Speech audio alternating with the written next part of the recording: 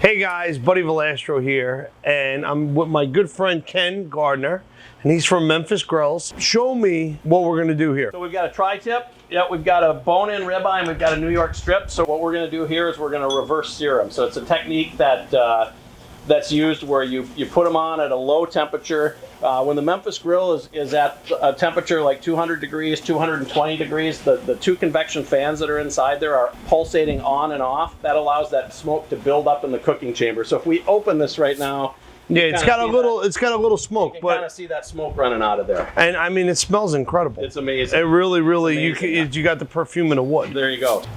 And whenever I grill a steak or whatever, people are scared to put the salt, but you got a huge chunk of meat that's this thick. You ain't got to worry about it being too salty. The more you have, the better the meat's going to taste. Flip them over. Yeah. Give them a good rub. Get the oil first.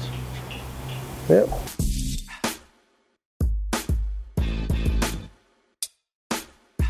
Anytime you're going to cook a ribeye that thick, you're kind of like scared. What temperature am I going to cook it at? Is it going to be too, raw on the inside? Is it going to be overdone? Because you don't want to butcher, literally, a $40 steak. Right. I'm going to set this probe. So you can see I've got it in the probe jack 1. Got it. I'm going to set it to 100 degrees. So you can see that bone-in ribeye is at an internal temperature of 53 degrees right now. It's cold. So it's cold. So what we're going to see is we're going to see that temperature start to rise up. And we're going to pull this steak at 100 degrees. And if we want, we could have the grill send us a text message or an email when that piece of meat hits 100 degrees. Then we know, hey, it's time to pull it off the grill. Then we're going to increase temperature and cook it over the open flame.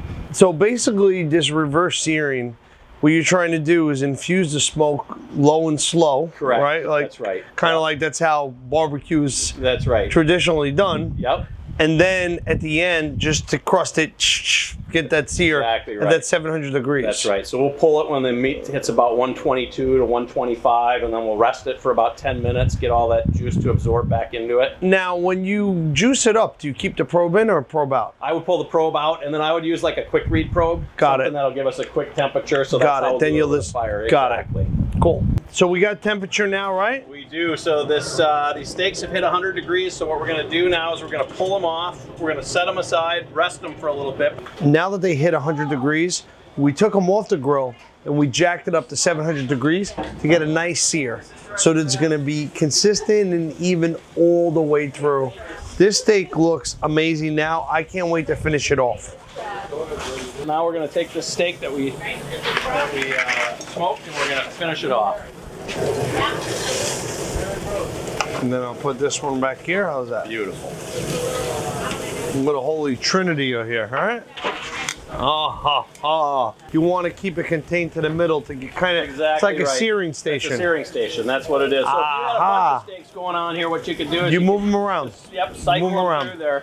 But what's going to happen now is we're going to start to get that nice bark and char. See how that's starting to show up there? We'll just loosely tin them in some foil once we get them off. It's kind of cool. We got 3 different cuts here: a bone-in ribeye, a nice big New York strip, and a tri-tip. Oh, almost dropped it on the ground. Then you would have been dead, Ken. You would have been a dead man for sure. Here comes the magic. Do it. Okay, so we'll start with the tri-tip, and we're going to try and cut this against the grain.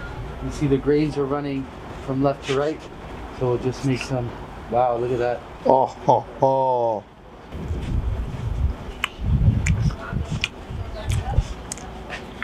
Oh man, that's got a lot of flavor. And you know what's nice about it? You got a little bit of the smokiness with the char on the outside. This is incredible. Oh man. Now we have the New York strip. Oh, look at that. That's delicious. Cooked to perfection. Look at that.